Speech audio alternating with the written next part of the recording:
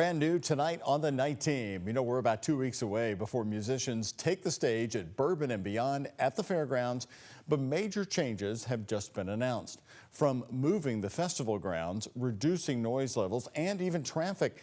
WHS 1119's Jose Alonso attended a community meeting tonight where festival representatives revealed details to the concerned neighbors. Louisville's music festivals, Bourbon and beyond, and Louder Than Life are undergoing major changes this year. All of them really are happening for the good of the festival and for the good of the community. A full room of Louisvillians curious about these changes as Metro Councilwoman Betsy Ruhi, LMPD, and reps from Danny Wimmer Presents held a community meeting. Danny Wimmer has gone to great lengths to do things to minimize the impact. Some things are really hard to do, especially when they're using the Highland Festival grounds. By picking everything up and moving it onto the fairgrounds proper, it's going to change the traffic flows considerably, and that's going to help the neighbors. This map for Louder Than Life paints the picture. The festivals are moving from the front of the property near Phillips Lane to the other side, where they'll be tucked into a space surrounded by existing buildings and Kentucky Kingdom. The way the sound carries, it really impacted those neighborhoods.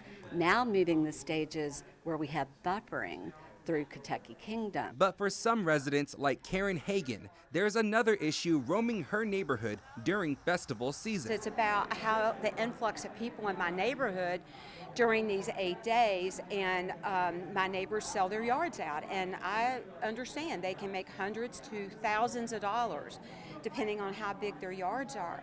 However, I'm a person that doesn't want to sell my yard. The festival reps acknowledge the concerns and hope to find a solution while also meeting the growing demand and revenue. According to Louisville Metro's website, in 2024, both music festivals generated more than $33 million in local economic impact and drew in more than 300,000 attendees. That's a really great thing, but there needs to be consideration to where you're doing this and the impact you're having. One of the suggestions they made was, what if we had a tow truck company and some signage that would help us prevent people from parking in our driveways? That's an easy fix. I would much rather, tell me, how can I help you? Right now, the new space is concrete. They'll be installing turf to make it more comfortable.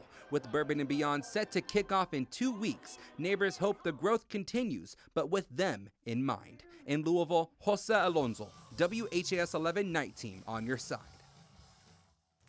So the big takeaway tonight, staying at the fairgrounds, just moving to a different location there. We also asked about last year's impact from Hurricane Helene. Danny Wimmer representatives say the area closer to Freedom Hall and Kentucky Kingdom actually has better drainage that will let the music go on even through any kind of rain.